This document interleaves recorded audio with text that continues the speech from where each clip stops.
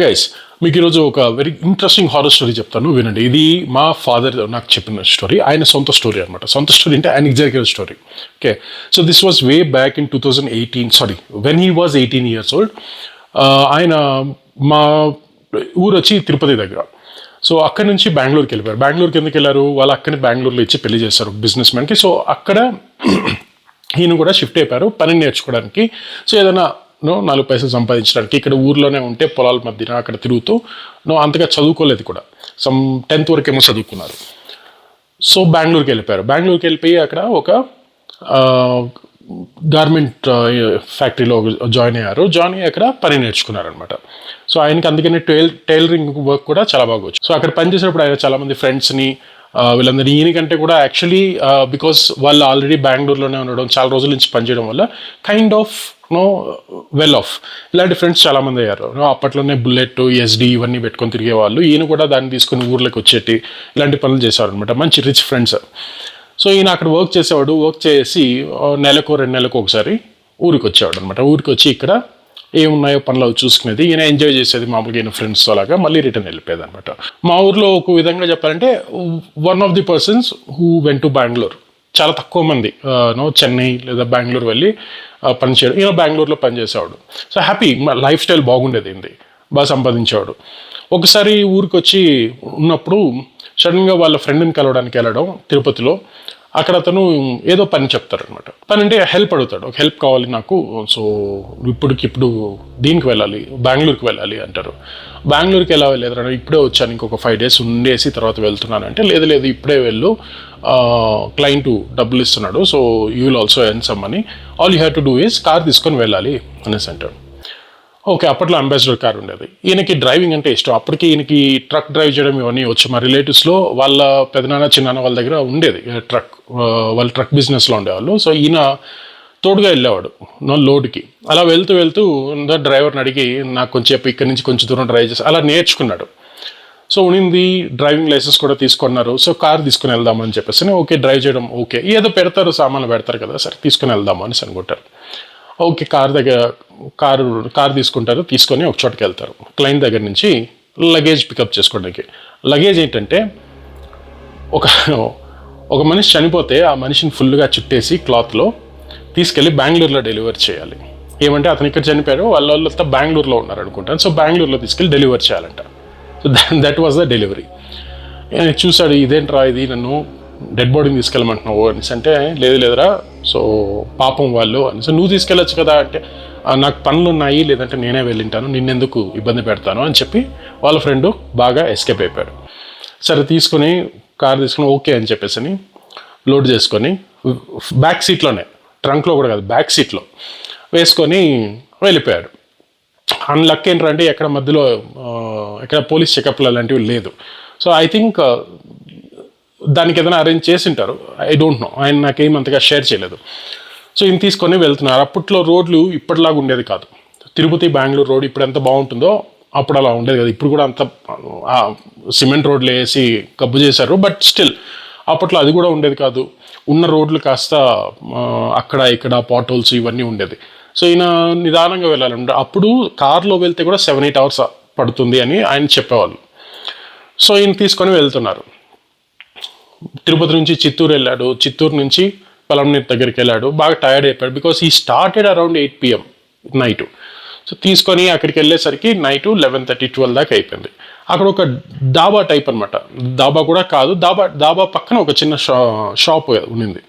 So అక్కడికి వెళ్తే అక్కడ ట్రక్స్ అన్నీ వచ్చి ఆపుతారు కాబట్టి అక్కడ అప్పుడు కూడా టీ ఇవన్నీ దొరికేది. సో ఇలా టీ తీసుకున్నాడు. ఇంకా దాంతోపాటు ఏం తీసుకున్నాడో తెలియదు. టీ తీసుకొని తాగాడు. కొంచెం రిఫ్రెష్ అయిపోయి మళ్ళీ వచ్చి కార్లో కూర్చోడానికి వచ్చాడు. కార్లో కూర్చొని వెళ్తూ ఉంటే అక్కడ సడన్గా ఒక ప్లేస్లో ఒక పాట్ హోల్ ఒకటి వచ్చింది. సో దాంట్లో కార్ దింపి లేచిన వెంటనే వెనకాల సీట్లో బాడీ పెట్టుకున్నాడు కదా, అది కొంచెం ముందుకు జారిపోయిందంట. సో ఈయన అక్కడే ఆపేసి కార్ని వెనక్కి వెళ్ళి దాన్ని సర్దేసి వెనక్కి పెట్టి ఆయనకి టచ్ చేయడానికి కూడా ఒక లాగు ఉండిందంట. సరే ఆయన కూడా టచ్ చేసి వెనక్కి రాగానే, అంటే లోపల నుంచి బయట వచ్చి డోర్ వేసేటప్పుడు ఒళ్ళంతా ఒకలా షివర్ అయిందంట. ఆబ్వియస్లీ ఎవరికైనా అక్కడ అలవాటు లేని పనులు చేయాలంటే, అది ఇలాంటి పనులు చేయాలంటే కొద్దిగా ఆ టెన్షన్, నర్వస్నెస్ ఉంటుంది. సో అలాగే ఈయన కూడా ఒక షివర్ వచ్చిందంట. షివర్ వచ్చింది. సరే అనవసరంగా భయపడుతున్నాము, ఏం లేదు, కొంచెం దూరమే కదా, వెళ్ళిపోదాంలే ఇంకొక 4 hours అని అలా అనుకుని ఆయన సరే అక్కడి నుంచి మళ్ళీ కార్ తీస్తారు. వెళ్ళి కూర్చొని స్టార్ట్ చేస్తుంటే కార్ స్టార్ట్ అవ్వట్లేదు. పాటోల్లో పడింది కదా, ఏమన్నా అయిపోయిందా ఇంజిన్ అని చెప్పేసి హుడ్ తీసి అన్నీ చెక్ చేసి అన్నీ చూసాడు, ఏం అవ్వలేదు. ఇంకొక 2-3 సార్లు స్టార్ట్ చేశాడు, అవ్వలేదు. మళ్ళీ బయట వచ్చి నిల్చున్నాడు, ఎవరన్నా వస్తే హెల్ప్ తీసుకుందాము అని చెప్పి. ఎవరు రాలేదు ఆ టైంకి. సరే ఆయన చూసి ఎవరైనా హెల్ప్ ఇస్తే కూడా కార్ స్టార్ట్ చేయడానికి హెల్ప్ ఇవ్వగలరు కానీ బాడీని తీసుకెళ్ళారు కదా. సో ఈయన వెయిట్ చేస్తున్నాడు, మళ్ళీ వెళ్ళి సరే ట్రై చేద్దామని చెప్పి కూర్చొని ట్రై చేస్తే సింగిల్ టర్న్కి స్టార్ట్ అయిపోయిందంట.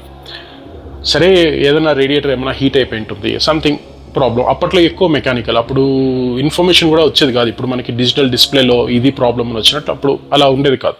సరే ఆయన తీసుకొని కారు అలా ముందుకి మూవ్ అయిపోయారు అనమాట. మూవ్ అయిపోయి బెంగళూరు హైవేకి వచ్చేసారు. బెంగళూరు నుంచి అక్కడ మధ్యలో ఇంకొక చోట ఎక్కడో ఆగి, ఇంక స్పాట్లు తెలుసు బికాస్ బైక్లో తిరిగేవాడు కాబట్టి కొన్ని స్పాట్స్ తెలుసు. అక్కడ ఆగి మళ్ళీ టీ తాగేసి మళ్ళీ వెళ్ళిపోయాడు.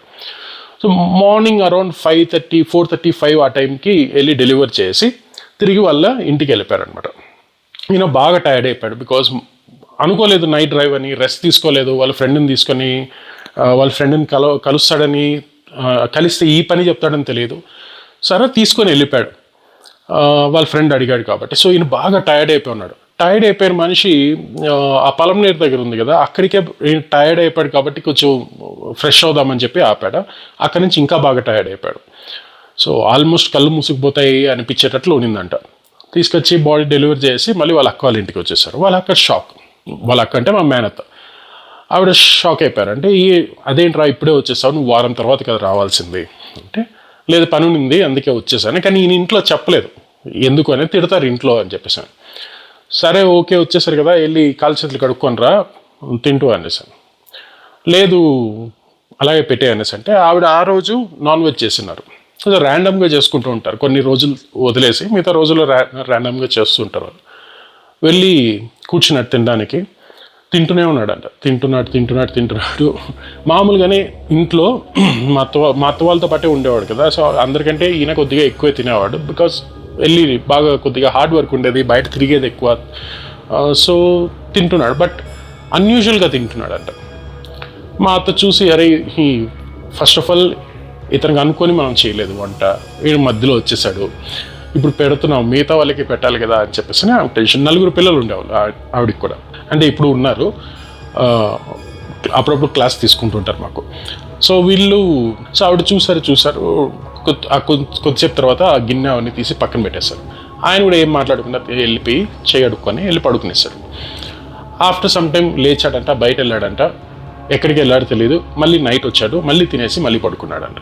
సో ఇలాగే 2 రోజులు జరుగుతుంది. కానీ రోజుకి ఇది కొంచెం వియర్డ్గా అనిపించిందంట. ఈయన అరవడం కానీ పిల్లల్ని, ఇంతకుముందు కూడా మామూలుగా అరుస్తారు, సో బట్ ఆ రేంజ్లో ఎప్పుడు అరిచేవాడు కాదంట. ఈయనకి కొంచెం డౌట్ వచ్చింది, మా అత్తకు కొంచెం డౌట్ వచ్చింది, ఏదో సంథింగ్ సరిలేదు, ఏదైనా ప్రాబ్లమ్ ఏమో. ఎందుకంటే ఊర్లకి ఫోన్లు చేసి కనుక్కునేంత ఫెసిలిటీస్ అప్పుడు లేవు. సరే పక్కన చెప్తూ ఉంటే, అంటే చుట్టుపక్కల ఉంటారు కదా, అప్పుడు బెంగళూరు కూడా ఏం పెద్ద ఇప్పుడులాగా సిటీ కాదు, అది కూడా ఒక చిన్న టౌన్ లాగే ఉండేది అప్పుడు. అందులో వీళ్ళున్న ప్లేసు కత్తిరిగుప్ప అని మీరు వింటారు, అక్కడ మోస్ట్లీ తెలుగు వాళ్ళు ఉంటారు, దాన్ని చిన్న చిత్తూరు అంటారు యాక్చువల్.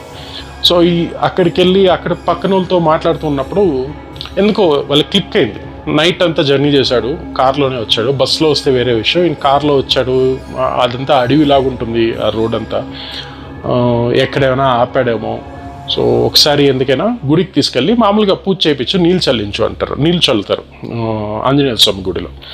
సో అలా చేయన్నారంట. ఈమె సరే గుడికి వెళ్దాం పదా అనేసి అంటే ఈయన రాననేసాడంట. దాంతో ఆమె కొద్దిగా షాక్ అయింది, గుడికి రాననేసి అంటున్నాడు ఏంటి అని చెప్పేసి. సరే ఏమైనా టైర్డ్గా ఉంటాడేమో అని చెప్పి, ఈ రోజు కదా రేపు వెళ్తాను, నేను ఎప్పటికీ రాను, నన్ను అంటే రేపు కూడా రాను, నన్ను డిస్టర్బ్ చేయకు నన్ను ఊరికే అనేసి ఆవిడ మీద అరవడం స్టార్ట్ చేశారు. వాళ్ళ అక్క అంటే అంత ఇష్టం, కానీ ఎప్పుడు అలా అరిచేది అలాంటివి ఉండదు. అంటే అక్క తమ్ముడు ఆ నార్మల్ ఇవి ఎప్పుడు ఉంటాయి కదా, అది అప్పట్లో కూడా. అలా కాకుండా ఇలా మాట్లాడడం ఆవిడకి కూడా కొత్తగా అనిపించింది. Then again she went back and said, ఇలా మాట్లాడుతున్నాడు అంటే సంథింగ్ రాంగ్ అనిపిస్తుంది, నువ్వు ఫస్ట్ వెళ్ళి గుడిలో ఇలా మాట్లాడు, ఏమైనా దారం అది ఇస్తారు కట్టడానికి అనేసి. సరే అక్కడికి వెళ్ళి స్వామివారు ఉంటారు, పూజారి ప్లస్ స్వామివారు, ఆయనతో వెళ్ళి మాట్లాడితే సరే అతను గుడికి రాను అంటున్నాడు అంటే డౌట్గా ఉందంటే నువ్వు గుడి అని చెప్పకుండా తీసుకొని రా అనేసి చెప్పి పంపిస్తారు. సరే వీడి ఇంటికి వెళ్ళి మార్కెట్కి వెళ్ళాలి తోడుగా రా అనేసి అంటే, లేదు నేను రాను, నువ్వు వెళ్ళు అనేసి అన్నాను. లేదు ఈయన ఈ మధ్యలో పనికి కూడా వెళ్ళట్లేదంట. That is one more thing. So లేదు నువ్వు ఒకటి గుడికి రా, లేదంటే నాతో పాటు మార్కెట్కి రా అనేసి ఒక ఆప్షన్ ఇవ్వగానే, చూడండి ఆ టైంలో కూడా ఒక ఆప్షన్ ఇస్తే ఆప్షన్ పిక్ చేసుకున్నారనమాట. సరే నేను మార్కెట్కి వస్తాను పదా అంటే ఆటో పట్టుకొని వెళ్ళారు వీళ్ళు. ఆయన ఏం మాట్లాడలేదు, కూర్చొనే ఉన్నారు. ఆటో అలా నిదానంగా వెళ్ళి గుడి దగ్గర ఆగింది. గుడిని చూసిన తర్వాత మన అన్న ఆటో నుంచి దిగననేసాడంట. అదెలా దిక్కుండా పోతావు, దిగాల్సిందే నువ్వు, ఇక్కడే పని ఉంది, గుడికి వెళ్ళట్లేదురా, పక్కనే షాప్ ఉంది అక్కడికి వెళ్ళాలి అని. లేదు నువ్వు వెళ్ళు అనేసి అంటున్నారట. సో వీళ్ళు ఆవిడ ఆల్రెడీ డిస్కస్ చేసి పెట్టింది కదా పక్కన వాళ్ళతో, వాళ్ళు కూడా ఒక ఇద్దరు అక్కడ వెయిట్ చేస్తున్నారట. ఈయన రాగానే ఆటోలో నుంచి పట్టుకొని కొద్దిగా గట్టిగా పట్టి లాగి తీసుకొచ్చంట. గుడి ఎంట్రన్స్ దగ్గరికి వచ్చేసాక అస్సలు వెళ్ళని అరవడం స్టార్ట్ చేశాడంట. అప్పుడు మా అత్త పరిగెత్తుకుంటూ లోపలికి వెళ్ళి స్వామివారితో చెప్తే ఆయన వచ్చి బయట ఫస్ట్ నీళ్ళు చల్లి తల మీద చేపెట్టి పెట్టంగానే ఈయన కొద్దిగా అసలు లైక్ కైండ్ ఆఫ్ నిల్చొనే ఉన్నాడంట, కానీ ఏం మాట్లాడలేదు, సైలెంట్ అయిపోయాడంట. అలా మెల్లగా గుడి లోపలికి తీసుకొని వచ్చి అక్కడ ఏదో పూజలు అవన్నీ చేసి చేతికి ఒక దారం పెట్టారు. కట్టిన వెంటనే ఈయన he was like completely tired. So ఈయన ఒక మూలలో కూర్చోబెట్టండి అని చెప్పేసి ఒక సైడ్కి కూర్చోబెడితే ఆయన అక్కడే పడుకొని నిద్రపోతున్నాడంట, బాగా నిద్రపోతున్నాడంట. అప్పుడు ఆ స్వామి మా అత్తకి చెప్పారంట, sir there is something wrong, ఈయన వచ్చేటప్పుడు ఏదో తీసుకొని వచ్చాడు కూడానే, something bad evil bad spirit, అది ఎక్కడో పట్టుకున్నట్టుంది, అసలు ఏం జరిగిందని అతన్ని అడగండి, కొద్దిగా అతను నిద్ర లేచాక కొద్దిగా అడగండి ఏంటి పరిస్థితి ఏమైంది అని చెప్పేసి అని కనుక్కోండి, దాన్ని బట్టి మనము కొద్దిగా దానికి కావాల్సిన పద్ధతులు ట్రీట్మెంట్ ఏదైనా ఉంటే అది చేస్తామని చెప్పి. సరే నేను బాగా పడుకొని ఉన్నారు. తీసుకొని ఇంటికి వెళ్ళారంట. సో ఇంటికి వెళ్ళేటప్పుడు ఏం మాట్లాడలేదు. ఇంటికి వెళ్ళిపోయిన తర్వాత ఆయన కొద్దిగా బెటర్ ఫీల్ అవుతున్నారు. సో ఇంకొక 15 days తర్వాత మళ్ళీ రమ్మని చెప్పినారు స్వామి. సో ఇంటికి వెళ్ళాక అడిగితే అప్పుడు ఈయన ఉన్నది నిజం చెప్పాడు. Because he also realize something wrong with him అని చెప్పేసి అప్పుడు ఆయన ఏం జరిగింది అని చెప్పేసి అంతా చెప్పాడంట. సో ఆయన తిట్టాల్సిన 2 మాటలు తిట్టేసి, ఉంటుంది కదా ఇంకా ఇలాంటి పనులు చేస్తే తిట్లు పడతాయి.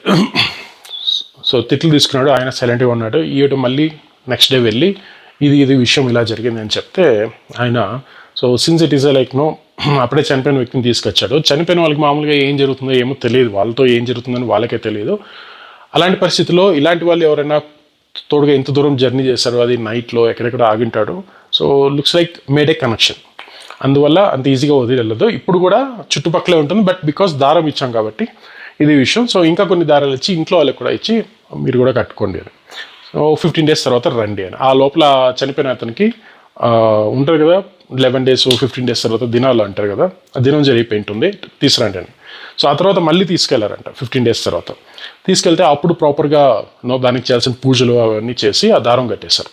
అప్పటి నుంచి ఆయనకి ఏం ప్రాబ్లం లేదు. బట్ ద ఫ్యాక్ట్ ఈజ్ ఆయన ఆ తర్వాత దాని గురించి ఆలోచించని కూడా లేదు. లైక్ ఆ తర్వాత మళ్ళీ అలాగే ఇలాంటి పనులు చేయలేదు, బట్ ఇలా నార్మల్గా ఆయన పోతూనే ఉంటారు. ఈ రోజుకి కూడా ఆయన నాకు చెప్పేటప్పుడు నాకు గూస్ బంప్స్ వచ్చాయి. సో ఇమాజిన్ ఎ పర్సన్ అలాంటి సిచ్యువేషన్ వెళ్ళిన తర్వాత, అదే ఫస్ట్ ఆఫ్ ఆల్ డెడ్ బాడీని పెట్టుకుని ఎవరైనా కార్లో వెళ్తారంటే అదే పెద్ద విషయం. Okay, so it was kind of helping. Like ఇప్పట్లో అంటే అంబులెన్స్ అవి ఇవి పెట్టుకుని దానికి భయంకరంగా ఖర్చు ఉంటుంది. సో అప్పట్లో అడిగారు, ఎవరో హెల్ప్ చేశారు, సో సమ్ మనీ తీసుకున్నారు, ఓకే. బట్ అలాంటి పనులు చేయడానికి కొంచెం జిగరా కావాలి. దాంతోపాటు ఇలాంటివి ఫేస్ చేసి ఆయన సో బయట వచ్చిన తర్వాత again he use to go in the same road. SD bike తీసుకొని వెళ్ళేవాళ్ళు చాలాసార్లు చెప్పారు కూడా. ఒకసారి వస్తూ ఉంటే బైక్ ఫ్రంట్ టైర్ పంచర్ అయిపోయి కింద పడి ఆయన ఫ్రెండ్కి ఇద్దరికి చేతులు మొహం అంతా రాసుకుపోయిందంట.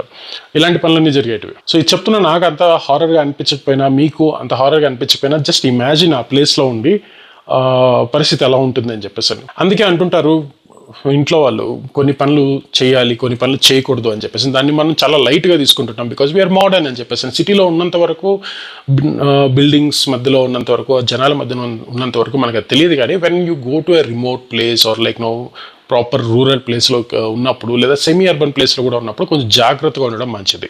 ఈ స్టోరీని నేను యాక్చువల్గా ఈ ఛానల్ స్టార్ట్ చేస్తున్నాను ఫస్ట్ స్టోరీ కాబట్టి మా నాన్న స్టోరీతో పాటు స్టార్ట్ చేశాను. అండ్ ఈ ఛానల్లో హారరే కాకుండా some mysteries also, mysteries around the world, వాటి గురించి మీతో షేర్ చేసుకుంటాను. నాకు తెలిసిన స్టైల్లో స్టోరీ ఫార్మాట్లో చెప్తుంటాను. అంటే మెయిన్ స్టోరీ ఒకటి ఉంటుంది, దాంతోపాటు కొద్దిగా మసాలా కలిపి నేను చెప్పడానికి నేను ట్రై చేస్తాను. సో మీకు అది నచ్చితే, అలాంటి స్టోరీస్ వినడం మీకు ఇంట్రెస్ట్ ఉంటే నెక్స్ట్ వీడియోస్ కోసం సబ్స్క్రైబ్ చేసుకోండి. ఈ వీడియోని మాత్రం లైక్ చేయండి మీకు నచ్చింటే. Thank you.